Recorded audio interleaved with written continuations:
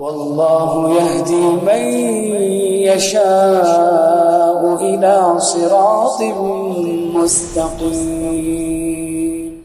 إن الحمد لله نحمده ونستعينه ونستغفره ونؤمن به ونتوكل عليه ونعوذ بالله من شرور أنفسنا ومن سيئات أعمالنا من يهده الله فلا مضل له ومن يضلل فلا هادي له ونشهد أن لا إله إلا الله وحده لا شريك له ونشهد أن محمدا عبده ورسوله أما بعد فإن خير الحديث كتاب الله وخير الهدي هدي محمد صلى الله عليه وسلم وشر الأمور محدثاتها وكل محدثة بدعة وكل بدعة ضلالة وكل ضلالة في النار. أعوذ بالله من الشيطان الرجيم. بسم الله الرحمن الرحيم. يا أيها الذين آمنوا اتقوا الله حق تقاته ولا تموتن إلا وأنتم مسلمون. يا أيها الناس اتقوا ربكم الذي خلقكم من نفس واحدة وخلق منها زوجها وبث منهما رجالا كثيرا ونساء واتقوا الله الذي تسالون به والأرحام إن الله كان عليكم رقيبا. يا أيها الذين آمنوا اتقوا الله وقولوا قولا سديدا يصلح لكم أعمالكم ويغفر لكم ذنوبكم ومن يطع الله ورسوله فقد فاز فوزا عظيما. رب اشرح لي صدري ويسر لي أمري واحلل عقدة من لساني يفقهوا قولي. رب زدني علما رب زدني علما رب زدني علما సుబ్హానక లా ఇల్మ లనా ఇల్లా మా అల్లమ్తనా ఇన్నక అంతల్ అలీముల్ హకీం. ముందుగా సర్వ ప్రశంసలు, సర్వ పొగడ్తలు, సర్వ ఆరాధనలు సర్వలోకాలకు ప్రభువైనటువంటి అల్లాహ్కు మాత్రమే శోభిస్తాయి. ఆ అల్లాహ్ అమితమైన దయ కరుణ కలిగి సర్వ సృష్టికి కర్తగా ఉన్నాడు. సృష్టి యొక్క భూత భవిష్యత్ కాలాలు ఎరిగినవాడు, పూర్తి ప్రపంచంపై ఆధిక్యత కలవాడు. అల్లాహ్ ఎంతో శుభకరుడు, శుభప్రదుడు, సర్వాధిక్యుడు, సర్వోత్తముడు, కరుణించేవాడు, మన్నించేవాడు మరియు శిక్షించేవాడు కూడాను. అల్లాహ్ గోప్యంగా ఉన్న, బహిర్గతమై ఉన్న అన్ని విషయాలను ఎరిగినటువంటి వాడు, ఎటువంటి లోపములు బలహీనతలు లేనటువంటి వాడు. ప్రజలు కల్పించేటటువంటి దైవత్వపు భాగస్వామ్యం వర్తించకుండా పరమ పవిత్రంగా ఉన్నటువంటి అల్లాహ్ పేరుతో ప్రారంభిస్తున్నాను. సమస్త ప్రవక్తలపై అల్లాహ్ యొక్క శాంతి శుభాలు వర్షించుగాక, ఆమీన్. అలాగే నైతికతలో పూర్తి ప్రపంచానికి ఆదర్శనీయుడు, వక్తగా, ప్రవక్తగా, సంఘ సంస్కర్తగా, నాయకుడిగా, యోధుడిగా, స్నేహితుడిగా, ఇలా ఒకటేమిటి అన్ని రంగాలలో, అన్ని వేళల్లో, అన్ని ప్రదేశాలలో తన యొక్క వ్యక్తిత్వం ద్వారా ప్రజలందరినీ ఆకట్టుకున్నటువంటి మానవ మహోపకారి, విశ్వ ప్రవక్తల నాయకుడు, కారుణ్యమూర్తి, అంతిమ దైవ ప్రవక్త ముహమ్మద్ సల్లల్లాహు అలైహి వసల్లం. ఆయనపై అల్లాహ్ యొక్క శాంతి శుభాలు కారుణ్యం వర్షించుగాక, ఆమీన్. సోదర మహాశైలారా, సోదరిమన్లారా, ముందుగా నేను సృష్టికర్త అయిన అల్లాహకు కోటాను కోట్ల కృతజ్ఞతలు తెలుపుకుంటున్నాను. ఎందుకంటే ఈరోజు మరొకసారి మీ ముందు కొన్ని ధార్మిక విషయాలను చర్చించేటటువంటి అవకాశం కల్పించినందుకు. ఈరోజు నేను మీ ముందు ప్రస్తావించబోయేటటువంటి, చర్చించబోయేటటువంటి అంశం ఏమిటి అంటే, ఖురాన్ గ్రంథంలో సృష్టికర్త అయిన అల్లాహ్ తెలియజేస్తున్నాడు, వలకద్ జరానా లి జహన్నమ కసీరం మినల్ జిన్ని వల్ ఇన్స్ లహుం కులూబుల్లా యఫ్కహూన బిహా వలహుం ఆయునుల్లా యుబ్సిరూన బిహా వలహుం ఆజానుల్లా యస్మౌన బిహా ఉలాయిక కల్ అనామి బల్ హుం అజ్ల్ ఉలాయిక హుముల్ గాఫిలూన్. సృష్టికర్త అల్లాహ్ తాలా తెలియజేస్తున్నాడు, ఎంతోమంది మానవుల్ని, జిన్నుల్ని కేవలము నరకం కోసమే పుట్టించాడు అని తెలియజేస్తూ, వారు ఎలాంటి వారు అంటే లహుం కులూబుల్లా యఫ్కహూన బిహా, వారికి మనసు ఉంటుంది, కులూబు ఉంటుంది, కానీ దానితో వారు ఏ విషయాన్ని అర్థం చేసుకోలేరు. వలహుం ఆయునుల్లా యుబ్సిరూన బిహా, వారికి కళ్ళుంటాయి కానీ ఆ కళ్ళతో వారు దేనిని చూడలేరు, అంటే సత్యాన్ని చూడలేరు. వలహుం ఆజానుల్లా యస్మౌన బిహా, వారికి చెవులుంటాయి కానీ ఆ చెవులతో వారు ఏది వినలేరు. అల్లాహ్, వీరు ఎలాంటి వారు అంటే అల్లాహ్ తాలా తెలిసినాడు, ఉలాయిక కల్ అనామి బల్హుం, వీరు పశువుల్లాంటి వారు అని తెలియజేసి, బల్హుం అజ్ల్, కాదు పశువుల కంటే దిగజారిపోయారు, ఉలాయిక హుముల్ గాఫిలూన్, అంటే పశువుల కంటే కూడా ఎక్కువగా మార్గం తప్పినవారు అని అల్లాహ్ తాలా తెలియజేస్తున్నాడు. వారికి హృదయాలు ఉన్నాయి కానీ అర్థం చేసుకోలేరు, అలాగే కళ్ళు ఉన్నాయి కానీ చూడలేరు, చెవులు ఉన్నాయి కానీ వినలేరు. అంటే ఏ విషయాల్ని? సత్యమైన విషయాలని వారు వినలేరు, చూడలేరు, అర్థం చేసుకోలేరు అని అల్లాహ్ తఆలా తెలియజేస్తున్నాడు. ఈ విషయం ఎవరి గురించి అంటే, మనము ఒకసారి పరిశీలన చేశామనుకోండి, మానవ శరీరంలో మనసు అనేది చాలా ముఖ్యమైనటువంటి విషయం. శారీరకంగాను, మానసికంగాను, ఇంకా అంతరంగికంగాను మనసు అనేది చాలా ముఖ్యమైనటువంటి విషయం. అందుకే వైద్య రంగంలో అయినా లేకపోతే ఆధ్యాత్మిక రంగంలోనైనా మనసుకు ఒక ప్రాధాన్యత ఇవ్వడం జరిగింది, మనసుకు ఒక విలువనివ్వడం జరిగింది. ఇంకా మనసు సరిగా ఉంది అంటే మన జీవితం సరిగ్గా సవ్యంగా ముందుకు వెళ్తూ ఉంటుంది. ఒకవేళ మనసు బాగోలేదనుకోండి, మనసు సరైన విధానంలో లేదు, సరైన నడవడికలో నడవటం లేదు అంటే అప్పుడు మన జీవితము శారీరకంగాను మరియు మానసికంగాను రెండు విధాలుగా కూడా మనము నష్టపోయే వారిలో ఉంటాము. దాని గురించే తెలియజేయడం జరిగింది. మనకు దైవ గ్రంథాలు కూడా మనసుకు ప్రాధాన్యత ఇవ్వడం జరిగింది. దైవ గ్రంథాల్లో కూడా ఈ మనసు గురించి ఏం చెప్పడం జరిగింది అంటే, మీరు మీ మనసుని అదుపులో పెట్టుకోండి. మీ మనసులో వచ్చే ఆలోచనల్ని, మీ మనసుపై వచ్చే కష్టాలని, ఆందోళనల్ని, అలాగే మీ మనసులో వచ్చే మార్పుల గురించి లోతైనటువంటి పరిశీలన ఎవరికి వారు చేసుకోవాలి. ఇది బయట వాళ్ళు ఎవరూ చేయలేరు. మన మనసు గురించి, ఎవరి మనసు గురించి వారికి లోతైన పరిశీలన ఉండాలి. నా మనసులో ఏ ఆలోచనలు వస్తున్నాయి, ఏ ఆపదలు వస్తున్నాయి, ఏ కష్టాలు వస్తున్నాయి, ఏది నా మనసుపై ప్రభావం చూపుతూ ఉంది అనే విషయాన్ని మనం పరిశీలన చేసుకోవాలి సోదరులారా. అందుకే నేటి మన అంశం కూడా ఏమిటో తెలుసా? మనసుపై వచ్చేటటువంటి అనేక వ్యాధుల్లో ఒక వ్యాధి ఏమిటి అంటే, మనసులు కఠినమైపోతాయి, మనసులు చనిపోతాయి, కఠినమైపోతాయి.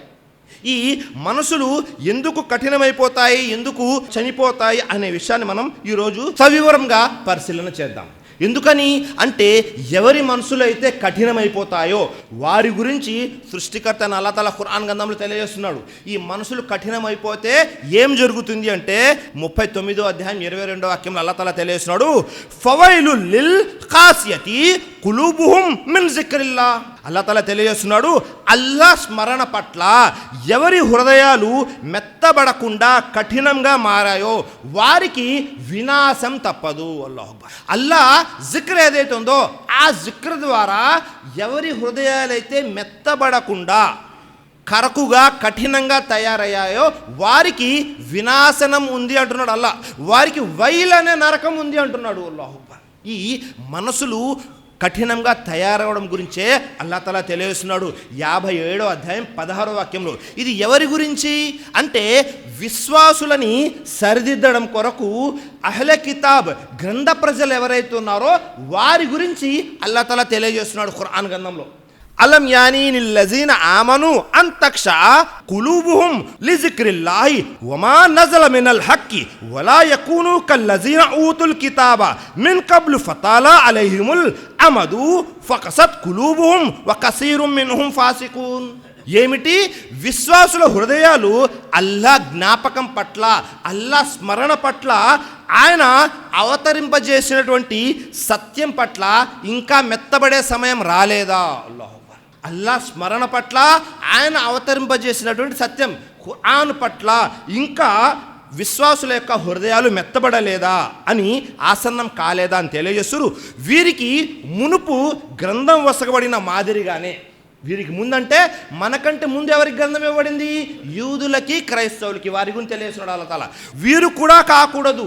వారిలో అంటే ఆ గ్రంథవహులపై ఒక సుదీర్ఘ కాలం గడిచిపోయేసరికి వారి హృదయాలు కఠినమైపోయాయి. ఇంకా వారిలో చాలామంది అవివేకులు. అల్లాహు అక్బర్. అహ్లె కితాబ్ ఎవరైతే యూదులు, క్రైస్తవులు ఉన్నారో వారి గురించి అల్లాహ్ తఆలా తెలియజేస్తున్నాడు. వారిలో సామూహికంగా ఆ జాతిలో ఉన్నటువంటి ఒక గుణం ఏమిటి అంటే, వారి మనసులు కఠినమైపోయాయి. వారు అల్లాహ్ స్మరణ పట్ల, అల్లాహ్ ఏదైతే అవతరింపజేశాడో గ్రంథం పట్ల వారి హృదయాలు మెత్తబడేవి కావు. వారు కఠినంగా తయారైపోయేవారు. మరి ఈ కఠినంగా తయారవడము అసలు ఎలా కఠినంగా తయారవుతాయి? నిజంగా మన మనసులు మెత్తగా ఉన్నాయా, కఠినంగా తయారైపోయాయా అనే విషయం మనకి ఎలా తెలుస్తుంది? ఎలాగైతే వైద్య రంగంలో మనం వెళ్ళామనుకోండి, ఏం చేస్తారు?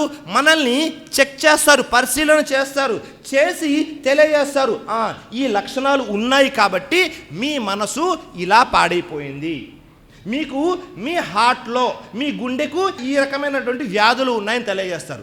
అలాగే కొన్ని లక్షణాలు మనకు కూడా తెలియజేయడం జరిగింది. అదేమిటి? జాగ్రత్తగా వినండి.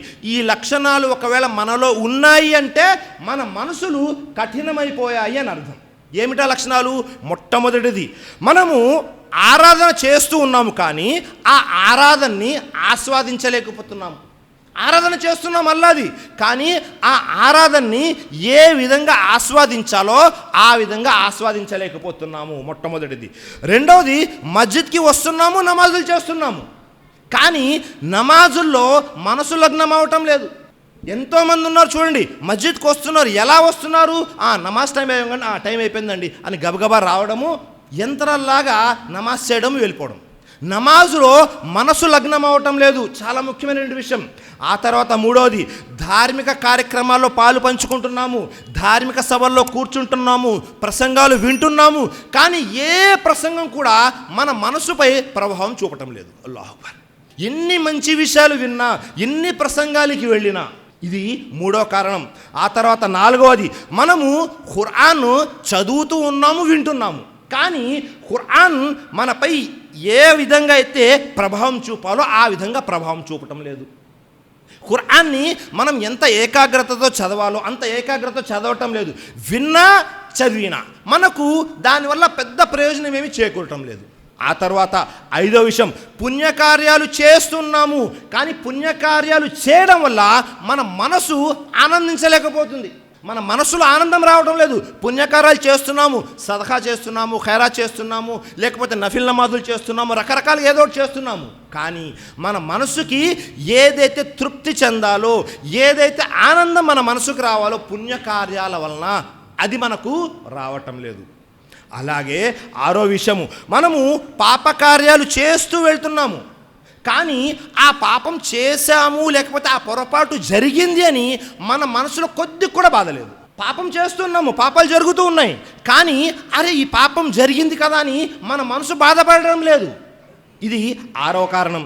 అలాగే ఏడోది, మనము అనాథల్ని చూస్తూ వెళ్తున్నాము, కానీ స్పందించటం లేదు. మన కళ్ళ ముందే విధవులు వెళ్తూ ఉన్నారు, మన కళ్ళ ముందే పేదవారు బీదవారు ఉంటున్నారు, వారికి సహాయం చేయాలి అన్న ఆలోచన రావటం లేదు. ఇవన్నీ కూడా ఏమిటి అంటే మన మనసులు కఠినమైపోయాయి అనే దానికి నిదర్శనము, లక్షణాలు. ఒకవేళ ఇప్పుడు చెప్పినటువంటి లక్షణాల్లో ఇవన్నీ మనలో ఉన్నాయా లేకపోతే ఏ ఒక్కటైనా ఉంది అంటే మన మనసులు కఠినమైపోతున్నాయి అని అర్థం. మనము చాలా ప్రమాదకరమైనటువంటి ప్రదేశంలో ఉన్నాము. ఇలాగే కొనసాగితే దైవప్రవక్త ముహమ్మద్ సల్లల్లాహు అలైహి వసల్లం వారు తెలియజేశారు. ఏమని తెలియజేశారు?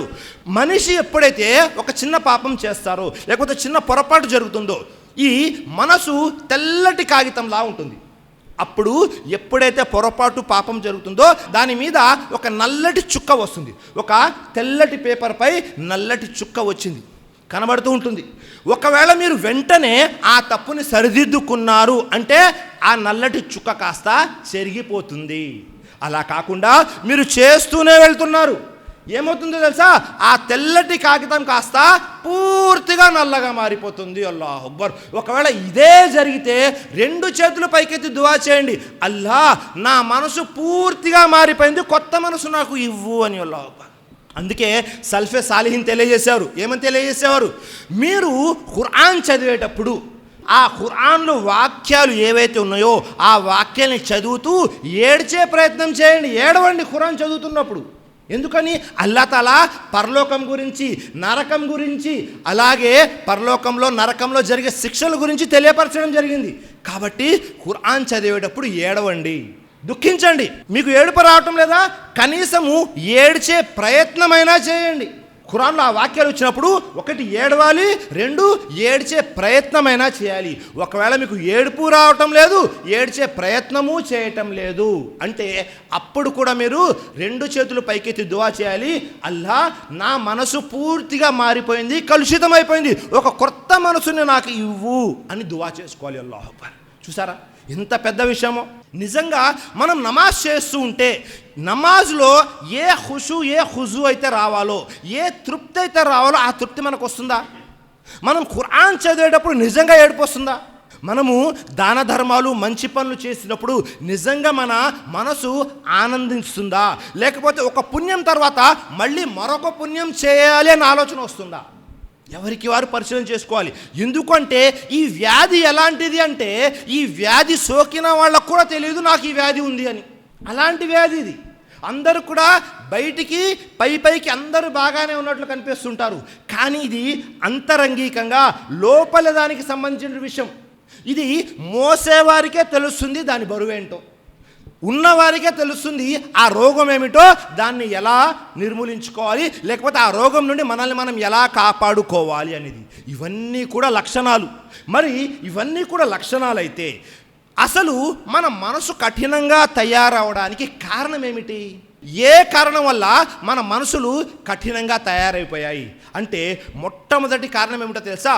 మనము చేసేటటువంటి పాపాలు మరియు పొరపాట్లు. మనము ఏవైతే పాపాలు పొరపాట్లు చేస్తున్నామో అవి మనము ఒక పాపంపై మరొక పాపాల మీద పాపాలు, పొరపాట్ల మీద పొరపాట్లు చేస్తూనే వెళ్ళిపోతున్నాము. ఉదయం లేచాము అంటే పాపంతో, సాయంత్రం పండుకున్నామంటే పాపంతో, పగలు పాపాలు, రాత్రి పాపాలు. మన స్నేహితులందరూ కూడా పాపం చేసేవారు, లేకపోతే చేయమని ప్రోత్సహించేవారు. ప్రతిదీ కూడా మనం పాపంలో పొరపాట్లోనే ముందుకు వెళ్తున్నాము. చిన్న చిన్న చర్చలు జరిగినా అవి పాపంతోనే. మనం కూర్చున్నా నిల్చున్నా ఎవరితో మనం ఉంటున్నాము అంటే మన ఉదయము, సాయంత్రము, పగలు, రాత్రి ప్రతి క్షణం కూడా పాపం మీద పాపం చేసుకుంటూ వెళ్ళిపోతున్నాము. ఇది మొట్టమొదటి కారణం సోదరులారా. అల్లాహ్ అక్బర్. ఒకవేళ మనకు కారణాలు అనేకం ఉన్నాయి, అందులో మొట్టమొదటిది ఏమిటి అంటే మనం పాపం మీద పాపం చేసుకుంటూ వెళ్ళిపోతున్నాము. కాబట్టి మనం ఏం చేయాలి అంటే మనల్ని మనం పాపాల నుండి కాపాడుకోవాలి. సృష్టికర్త అయిన అల్లాహ్ తాలా తెలియజేస్తున్నాడు 83వ అధ్యాయం 14వ వాక్యంలో, కల్లాబల్ రానా అలా కులూబిహిం మా కాను యక్సిబూన్. అది కాదు, అసలు విషయం ఏమిటంటే వారు చేసిన దురాగతాల మూలంగా, దుర్మార్గాల మూలంగా వారి హృదయానికి తుప్పు పట్టింది. అల్లాహ్ అక్బర్. చూసారా, మన మనసులు కఠినంగా తయారవడానికి మొట్టమొదటి కారణం ఏమిటంటే మనము చేసేటటువంటి దుర్మార్గాలు, మనము చేసేటటువంటి పాపాలు, మనము చేసేటటువంటి పొరపాట్ల కారణంగా మన మనసుకు తుప్పు పట్టింది. ఎలాగైతే ఇనుముకు తుప్పు పడుతుందో అలాగే మన మనసుకు కూడా తుప్పు పట్టింది, కఠినంగా తయారైపోయాయి. కాబట్టి పరిశీలన చేయండి, మనం ఏ పని చేస్తున్నాము, ఈ పని చేయడం వల్ల మనకు పాపం వస్తుందా, పుణ్యం వస్తుందా, ఈ పని చేయడం వల్ల నా మనసు కఠినంగా తయారవుతుందా, మెత్తబడుతూ ఉందా లేదా. ఎందుకని మనం సమాజం చూస్తున్నాము, ఎవరిని చూసినా మనం కనీసం వారి మీద కనికరించాలి అని కనికరం రావడం లేదు, వారి మీద జాలి రావటం లేదు, ఏమీ రావటం లేదు. దాని అర్థం ఏమిటి అంటే మనం తప్పు మీద తప్పు చేస్తున్నాము కాబట్టి మన మనసులు కఠినంగా తుప్పు పట్టినట్లుగా తయారైపోయాయి. మొట్టమొదటి విషయం. రెండవ విషయం ఏమిటి అంటే పరధ్యానం, గఫ్లత్. ఏమిటా గఫ్లత్ అంటే మనం ఎందుకు పుట్టాము తెలీదు, మన జీవిత లక్ష్యం ఏమిటి తెలీదు, మన గమ్యం ఏమిటి తెలియదు. అంటే మనం కేవలము వ్యాపారాలు చేసుకొని, ఉద్యోగాలు చేసుకొని, డబ్బులు సంపాదించుకొని, పెళ్ళిళ్ళు చేసుకొని, భార్య పిల్లలతో సుఖంగా ఉండడానికి ఇంతేనా? కాదు. అసలు మనం ఎందుకు పుట్టాము అన్న విషయం మరిచిపోయి పరధ్యానంలో జీవితం గడుపుతూ ఉంటా కూడా మన మనసులు కఠినంగా తయారైపోతాయి. సోదరులారా, సృష్టికర్త అల్లాహ్ తాలా తెలియజేస్తున్నాడు 21వ అధ్యాయం సూర అంబియా 1, 2, 3 వాక్యాల్లో, బిస్మిల్లాహిర్ రహమానిర్ రహీం, ఇఖ్తరబ లిన్నాసి హిసాబుహుం వహుం ఫీ గఫ్లతిన్ మురిజూన్. ప్రజల లెక్కల గడియ సమీపించింది, అయినప్పటికీ వారు పరధ్యానంలో ఉన్నారు. చూసారా, ప్రజల యొక్క లెక్కల గడియ సమీపించేసింది, వచ్చేసింది, మన వెనుకే ఉంది మన లెక్కల గడియ. మీరు నేను ఎప్పుడైతే చనిపోతామో అప్పుడు మన లెక్కల గడియ ప్రారంభమైనట్లే. కానీ మనుషులు ఎలా ఉన్నారు? లెక్కల గడియ సమీపించినప్పటికీ పరధ్యానంలో పడి జీవితం గడుపుతున్నారు. ఆ తర్వాత అల్లాహ్ తాలా తెలియజేస్తున్నాడు, మా యాతీహిం మిన్ జిక్రిం మిర్ రబ్బిహిం ముహదసిన్. అంటే ఏమిటి? వారి వద్దకు వారి ప్రభు తరపు నుండి కొత్తగా ఏ ఉపదేశం వచ్చినా, అల్లాహ్ దగ్గర నుండి మనకు ఏ ఉపదేశం వచ్చినా మనం ఎలా వింటున్నాము అంటే ఆడుతూ పాడుతూ వింటున్నాము. దాన్ని ఏ విధంగా అర్థం చేసుకోవాలి, ఏ విధంగా మనం ఉండాలి అనే విషయాన్ని పరిశీలన చేయట్లేదు. ఆడుతూ పాడుతూ వింటూ ఉన్నాము. అల్లాహ్ దగ్గర నుంచి ఏ ఆదేశం వచ్చినా, అలాగే దాని తర్వాత వాక్యంలో అసలు వారి హృదయాలు ప్రమత్తతలో పడి ఉన్నాయి, పరధ్యానంలో పడి ఉన్నాయి వారి హృదయాలు. మనసులు కఠినంగా తయారవడానికి మొట్టమొదటి కారణము మనం పాపం మీద పాపం చేయడమైతే, రెండవ కారణం ఏమిటో తెలుసా? మనము పరధ్యానంలో పడి ఉండడము. మూడో కారణం ఏమిటి మనసులు కఠినంగా తయారవడానికి? అల్లా సూచనల్ని చూస్తున్నాము, అల్లా చేసినటువంటి అద్భుతాలని చూస్తూ కూడా మనల్ని మనము సరిదిద్దుకోవటం లేదు. ఏమిటి అల్లా చేసినటువంటి సూచనలు, ఏమిటి అల్లా చేసినటువంటి అద్భుతాలు? దానికి కూడా అల్లా తాలా తెలియజేస్తున్నాడు. ముందు నుంచి ప్రవక్తలను పంపుతూ వచ్చాడు. ప్రవక్తలు అనేక అద్భుతాలు చేశారు. ఉదాహరణకి ఒక ప్రవక్త ఒక కొండలో నుంచి సజీవంగా ఉన్న ఒంటెను బయటికి తేవడం జరిగింది, సాలిహ్ అలైహిస్సలాం. అది చూసి కూడా ప్రజలు మారలేదు. అలాగే ఇబ్రాహీం అలైహిస్సలాంని అగ్నిలో పడవేశారు. ఇబ్రాహీం అలైహిస్సలాం కాలకుండా బయటికి వచ్చారు. అక్కడ ఉన్న జాతి ప్రజలందరూ చూశారు. అది చూసి కూడా వారు మారలేదు. అనేక సూచనలు. అలాగే బనీ ఇస్రాయేల్ గురించి కూడా అల్లాహ్ తాలా తెలియజేస్తున్నాడు. బనీ ఇస్రాయేల్లో కూడా అనేక మంది ప్రవక్తలు అనేక సూచనలు చూపించారు. మరీ ముఖ్యంగా మూసా అలైహిస్సలాం తన చేతి కర్రను తీసుకొని ఒక బండ మీద కొడితే 12 ఊటలు నీళ్ళు వచ్చాయి. అదే చేతి కర్రతో సముద్రం మీద కొడితే బండ అయిపోయింది, అంటే దారైపోయింది. ఇవన్నీ చూస్తూనే ఉన్నారు. అయినప్పటికీ వారిలో మార్పు రాలేదు సోదరులారా. దాని గురించి అల్లాహ్ తాలా తెలియజేస్తున్నాడు. సుమ్మ కసత్ కులూబుకుం మిన్ బాది జాలిక ఫహియ కల్ హిజారతి ఔ అషద్దు ఖస్వా వ ఇన్న మినల్ హిజారతి లమా యతఫజ్జరు మిన్హుల్ అన్హారు వ ఇన్న మిన్హా లమా యషకకు ఫయఖ్రుజు మిన్హుల్ మావు వ ఇన్న మిన్హా లమా యహబితు మిన్ ఖష్యతిల్లాహ్. అల్లాహ్ ఏం తెలియజేస్తున్నాడు? కానీ ఆ తరువాత మీ హృదయాలు కఠినమైపోయాయి. ఏ విధంగా కఠినమైపోయాయి అంటే రాళ్ల మాదిరిగా కాదు, రాళ్ల కంటే ఎక్కువగా కూడా కఠినమైపోయాయి. ఎందుకని? ఖష్యతిల్లాహ్, అల్లా యొక్క భయంతో కొన్ని రాళ్లల్లో నీళ్లు కూడా వస్తాయి, నీళ్లు చిమ్ముతుంటాయి రాళ్లను పగలగొట్టినప్పుడు. అల్లా యొక్క భయంతో కొన్ని రాళ్ళు తాను ఉన్నటువంటి ప్రదేశం నుంచి దొర్లిపోతూ ఉంటాయి. ఏ ప్రదేశం మీద రాళ్ళు ఉంటాయో అక్కడ నుంచి దొర్లిపోతూ ఉంటాయి రాళ్ళు. అల్లా యొక్క భయంతో మన హృదయాలు ఆ రాళ్ల కంటే కఠినమైపోయాయి అని బనీ ఇస్రాయేల్ వారికి తెలియజేస్తున్నాడు. బనీ ఇస్రాయేల్లో ఉన్నటువంటి ఒక గుణం ఏమిటి అంటే వారు సామూహికంగా ఆ జాతి వారందరి యొక్క హృదయాలు కఠినమైపోయాయి. అల్లాహ్ చూసారా, మనం కూడా చూస్తున్నాము. ఆనాటి కాలంలో వారికి అల్లా సూచనలు. ఇప్పుడు మనకు సూచన ఏమిటి? గడిచినటువంటి కాలంలో కోవిడ్-19 వచ్చింది. కోవిడ్-19 కరోనా వైరస్ వచ్చింది. అది మన కళ్ళతో మనం చూస్తూ ఉన్నాము. మనము వైద్యపరంగా అభివృద్ధి చెంది ఉన్నాము. అన్ని విధాల టెస్టులు చేశాయి. అన్ని రకాలుగా అందరికీ అందుబాటులో ఉంది వైద్యం. అయినప్పటికీ దాన్ని ఆపగలిగారా? ఎవరు ఆపలేరు. దానిని ఎవ్వరూ ఆపలేకపోయారు. కళ్ళ ముందే మన బంధువులు, మన స్నేహితులు అందరూ చనిపోతూ ఉన్నారు. ఇవన్నీ చూస్తూనే ఉన్నాము. అయినప్పటికీ మన జీవితాల్లో మార్పు వచ్చిందా అంటే లేదు. ఆ కరోనా ఉన్నప్పుడు, వైరస్ ఉన్నప్పుడు కనీసం మస్జిద్కి వచ్చి నమాజ్ చేసుకునేటువంటి అవకాశం లేదు. అందరూ కూడా దువాలు చేస్తూ ఉన్నారు. కానీ ఎప్పుడైతే అది వెళ్ళిందో, కోవిడ్-19 వెళ్ళిపోయిందో, మళ్ళీ మన జీవితాలు ఎలా ఉంటే అలాగే ఉన్నాయి. కళ్ళ ముందు ఇలాంటి అల్లా సూచనలు చూసి కూడా మన జీవితాల్లో మార్పు రాలేదు అంటే ఇంకా ఏమైనా ప్రయోజనం ఉందా?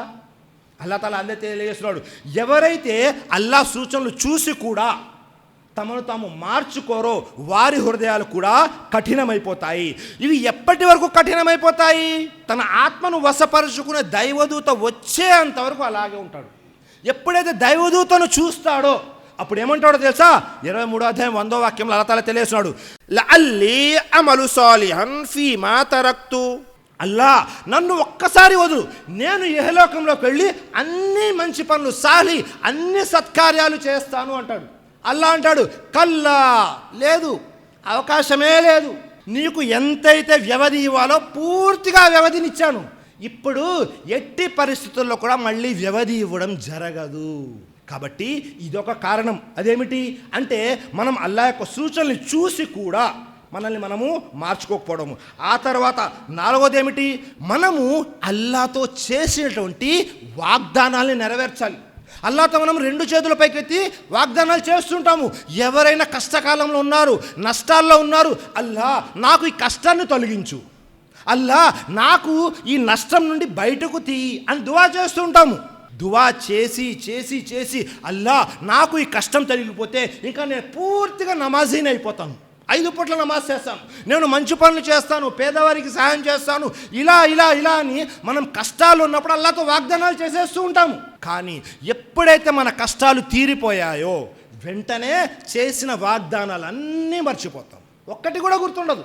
అల్లాహ్ తాలా అదే తెలియజేస్తున్నాడు, ఫబిమా నగ్జిహిం మిసాఖహుం లఅన్నహుం వజఅల్నా ఖులూబహుం ఖాసియా. ఆ తరువాత వారు తమ వాగ్దానాన్ని భంగపరిచిన కారణంగా మేము వారిని శపించాము, వారి హృదయాలు కఠినమైనవిగా చేసేసాము. మనం అల్లాహ్తో చేసిన వాగ్దానాన్ని మర్చిపోయాము, దాని కారణంగా అల్లాహ్ ఏం చేశాడు, మనల్ని శపించాడు.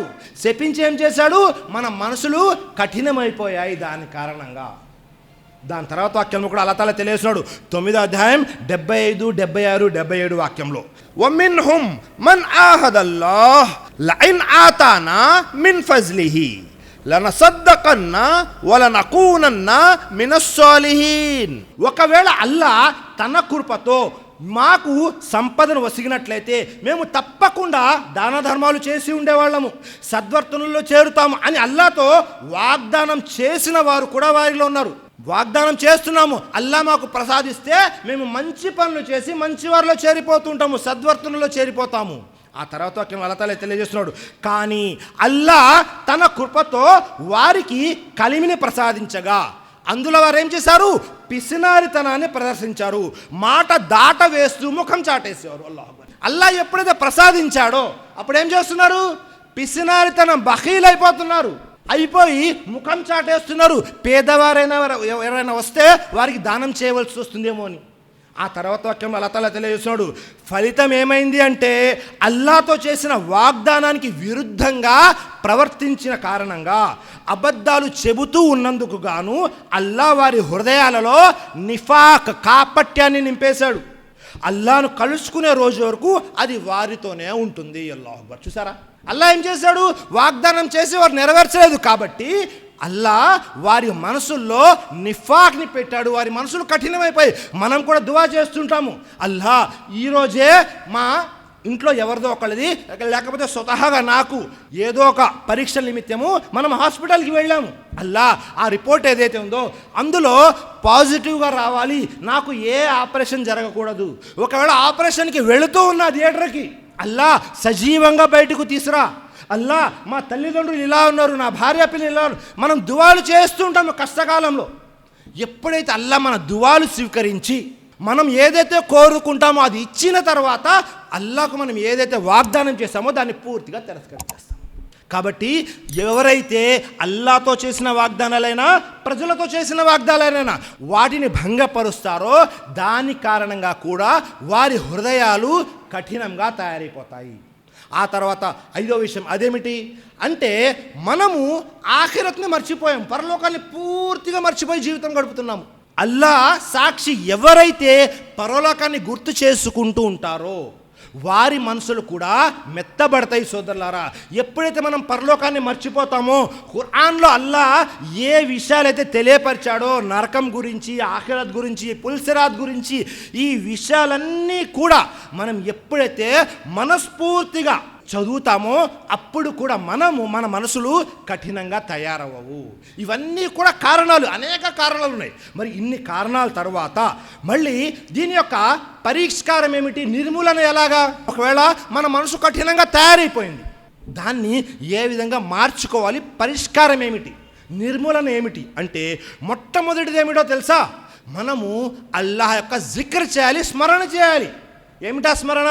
సుబ్హానల్లాహ్ వల్హమ్దులిల్లాహ్ లా ఇలాహా ఇల్లల్లాహు అల్లాహు అక్బర్, సుబ్హానల్లాహి వ బిహమ్దిహి సుబ్హానల్లాహిల్ అజీమ్, సుబ్హానల్లాహి వ బిహమ్దిహి అదద ఖల్కిహి వ రిదా నఫ్సిహి వ జనత అర్షిహి వ మిదాద కలిమాతిహి.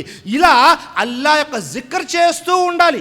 ఎవరైతే అల్లాహ్ యొక్క జిక్ర్ చేస్తూ ఉంటారో వారి మనసులు కఠినం కాకుండా మెత్తబడుతూ ఉంటాయి. సృష్టికర్త అల్లాహ్ తాలా తెలియజేస్తున్నాడు ఖురాన్ గ్రంథంలో 13వ అధ్యాయం 28వ వాక్యంలో, అలా బిజిక్రిల్లాహి తత్మయిన్నుల్ ఖులూబ్.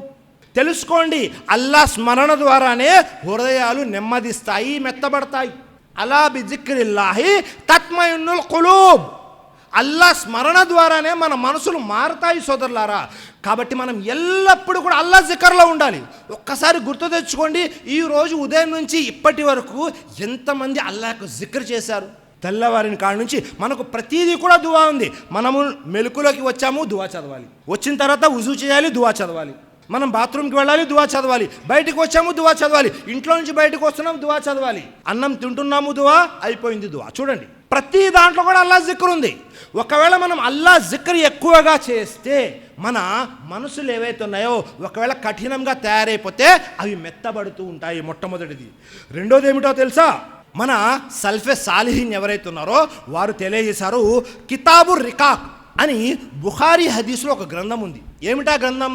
ఇది ముఖ్యంగా పరలోకాన్ని గురించి తెలియజేస్తూ మనసు మెత్తబడేటటువంటి విషయాలు అనేకం ఈ హదీస్ గ్రంథంలో ఉంది. మన సల్ఫే సాలిహీన్ ఏం తెలియజేశారంటే, ఎవరి మనసులు అయితే కఠినంగా తయారైపోతాయో వారు ఈ కితాబు రికాక్ అని బుఖారీ హదీస్ గ్రంథంలో నుండి ఈ హదీసులు చదవండి విత్ ట్రాన్స్లేషన్. అరబీతో పాటు దాని యొక్క తెలుగు అనువాదాన్ని కూడా చదవండి. మీ మనసులు ఏవైతే కఠినంగా తయారైపోయో అవి కాస్త మెత్తబడతాయి అని తెలియజేశారు. ఆ తర్వాత మూడోది ఏమిటి అంటే, దైవప్రవక్త ముహమ్మద్ సల్లల్లాహు అలైహి వసల్లం తెలియజేశారు, మీ మనసులు మెత్తబడాలి అంటే మీరేం చేయండి? శ్మశానాలను సందర్శించండి. అల్లాహు అక్బర్. దైవప్రవక్త ముహమ్మద్ సల్లల్లాహు అలైహి వసల్లం తెలియజేస్తున్నారు. అనస్ బిన్ మాలిక్ రజల్లాహు అన్హు కథనం ఇమాం అల్బానీ సహీగా ఖరారు చేశారు. కుంతు నహీతకుం అన్ జియారతి కుబూల్ ఫజూరుహా ఫఇన్నహా తుజక్కిరుల్ ఆఖిరా. ఇంతకు ముందు నేను మిమ్మల్ని సమాధుల సందర్శన నుండి ఆపేవాడిని, ఇప్పుడు అనుమతిస్తున్నాను, మీరు వాటిని సందర్శించండి, ఎందుకంటే అవి పరలోకాన్ని గుర్తు చేస్తాయి. దైవప్రవక్త ముహమ్మద్ సల్లల్లాహు అలైహి వసల్లం వారు మక్కాలో ఉన్నప్పుడు సమాధుల సందర్శనాన్ని ఆపారు. ఆ తర్వాత తెలియజేస్తున్నారు, ముందు నేను ఆపాను కదా సమాధుల దగ్గరికి వెళ్ళొద్దని, ఇప్పుడు వెళ్ళండి అని తెలియజేస్తున్నారు. మన సమాజం ఎలా ఉంది? వెళ్ళేవాళ్ళు ఒకళ్ళు, వెళ్ళని వాళ్ళు మరొకళ్ళు. వెళ్ళేవాళ్ళు ఎప్పుడు వెళ్తారు అంటే షాబాన్ 15వ తారీఖు వస్తే వెళ్తారు. పూర్తిగా లైటింగ్ చేసి ఉంటుంది. ప్రతి ఒక్కళ్ళు అక్కడికి వెళ్ళి చేయకూడని అనేక బిదాత్ కార్యక్రమాలు చేస్తుంటారు. మరి కొంతమంది అది వెళ్ళకూడదు కదా అని పూర్తిగా వెళ్ళడం మానేస్తారు. అలా కాదు సోదరులారా, దైవప్రవక్త ముహమ్మద్ సల్లల్లాహు అలైహి వసల్లం తెలియజేశారు. ఏమని తెలియజేశారు? ఫఇన్నహా తుజక్కిరుల్ ఆఖిరా. మీకు పరలోకం గుర్తుకు రావాలి అంటే సమాధులను సందర్శించండి. అక్కడ మీకంటే గొప్పవారు, మీకంటే జ్ఞానవంతులు, మీకంటే డబ్బున్నవారు అందరూ కూడా మట్టిలో మట్టి అయిపోయారు. వారి శరీరాన్ని పురుగులు, క్రిమికీటకాలు తినేశాయి. కాబట్టి మనసులు కరగాలి అంటే ఏం చేయాలి? సమాధుల్ని సందర్శించాలి. అలాగే ఇంకొక విషయం ఉంది. అదేమిటి? ఎవరైతే చనిపోతూ ఉంటారో, చావుకు దగ్గరగా ఉంటారో, ఎక్కడ అంటే చివరి దశలో ఉంటారు, చావుకి సకరాత్కి హాలత్ అంటాం కదా, చివరి దశలో ఉంటారు. వారిని చూడండి, మీ కళ్ళ ముందే వాళ్ళు ఉన్నారు, ఏమీ చేయలేని పరిస్థితి, ప్రాణం పోతూ ఉంది, గొంతులోకి వచ్చి ప్రాణం ఇరుక్కుపోయింది, ప్రాణం పోవటం లేదు, మళ్ళీ జీవించే అవకాశం లేదు. వారిని చూడండి, మీకు గుణపాఠం నేర్చుకునే అవకాశం దొరుకుతుంది. ఎందుకని? అనేక మంది ఉంటారు, చాలా గొప్పవారు ఉంటారు, వారు కూడా ఆ పరిస్థితులు ఏమీ చేయలేరు. కాబట్టి చనిపోయే వారిని చూసి కూడా గుణపాఠం నేర్చుకోవచ్చు. దానివల్ల కూడా మీ మనసులు కరిగిపోతాయి. మరొక విషయం, వెళ్ళి ఆసుపత్రులు ఏవైతే ఉన్నాయో, హాస్పిటల్స్ ఏవైతే ఉన్నాయో వాటిలో చూడండి, ఎంతోమంది చిన్నపిల్లలు, పెద్దవాళ్ళు అందరూ ఉంటారు. రకరకాల వ్యాధులతో బాధపడుతుంటారు. కావాల్సినంత డబ్బు ఉంటుంది, కానీ ఆ వ్యాధికి మందు ఉండదు. ఇవన్నీ చూసి మనము మన మనసులు కఠినం కాకుండా కాపాడుకోవాలి సోదరులారా. ఆ తర్వాత దైవప్రవక్త ముహమ్మద్ సల్లల్లాహు అలైహి వసల్లం తెలియజేశారు, ముస్లిం షరీఫ్ యొక్క హదీస్, యా ముకల్లిబల్ ఖులూబ్ సబ్బిత్ కల్బి అలా దీనిక్. అల్లాహ్తో మనం దువా చేయాలి, అల్లా నా హృదయం ఏదైతే ఉందో హృదయాలను మార్చేవాడా, నా హృదయాన్ని నీ ధర్మంలో ఇస్తకామత్ స్థిరత్వాన్ని ప్రసాదించు. అల్లాహు అక్బర్. ధర్మం వైపు నిలకడను ప్రసాదించు అని దువా చేయాలి. దైవప్రవక్త నేర్పించారు. ఏమిటా దువా? యా ముకల్లిబల్ ఖులూబ్ సబ్బిత్ కల్బి అలా దీనిక్. అల్లాహు అక్బర్. చూడండి ఎంత మంచి దువా. చూడండి, మనం ఈ దువా కూడా చేసుకోవాలి. అల్లా, నువ్వు హృదయాల్ని మార్చేవాడివి, కాబట్టి నా హృదయాన్ని ఏం చేయి, ఇస్లాం ఏదైతే ఉందో, ఈ ధర్మం ఏదైతే ఉందో దీనిపై స్థిరంగా ఉండేటట్లు చేయి. దైవప్రవక్త మరొక దువా కూడా చేసేవారు, అల్లాహుమ్మా ఇన్ని ఔజుబిక మిన్ కల్బిల్లా యక్షౌ. ఓ అల్లా, వినయం లేని హృదయం నుండి నేను నీ శరణు కోరుతున్నాను. ఏ హృదయం అయితే చనిపోయిందో, ఏ హృదయం అయితే కఠినమైపోయిందో, ఏ హృదయం అయితే విని అర్థం చేసుకోలేదో అలాంటి హృదయం నుండి నేను నీ యొక్క శరణు వేడుతున్నాను. అల్లాహు అక్బర్. మన మనసులు ఎంత కఠినంగా తయారైపోయాయి అంటే సోదరులారా, ఆ విషయం మనకు తెలియటం లేదు. నిజంగా మనము పాపం చేసేటప్పుడు మన మనసు బాధ కలుగుతూ ఉందా? మనము నమాజ్ చేస్తూ ఉంటే ఆ నమాజ్లో పూర్తిగా లగ్నమవుతున్నామా? మనం ఖురాన్ చదువుతూ ఉంటే దాని ప్రభావం మన మీద పడుతూ ఉందా? మనము ఏవైతే ధార్మిక ప్రసంగాలు వింటున్నామో ఆ ప్రసంగాలు వినడం ద్వారా మనలో ఏమైనా మార్పు వస్తుందా? ఒకవేళ మనము వితంతువుల్ని చూస్తే జాలి కలుగుతుందా? అనాథలను చూస్తే సహాయం చేయాలని అనిపిస్తుందా లేదా? అన్ని విషయాలు పరిశీలన చేయండి. ఎందుకంటే సోదరులారా, ఇది మనసుకు సంబంధించిన విషయం. ఎవరి మనసు అయితే కఠినంగా తయారైపోతుందో ఆ వ్యక్తికి ఏ విషయం అర్థం కాదు. ఆ వ్యక్తి కోసం పరలోకంలో ముఖ్యంగా వైల్ అనే నరకం ఉంది. కాబట్టి మనమందరం కూడా అల్లాహ్తో దువా చేయాలి. అల్లా మా మనసుల్ని ఈ ఏవైతే కఠినమైపోయి ఉన్నాయో వాటిని మెత్తబరిచేలాగా చేయి. ఆమీన్.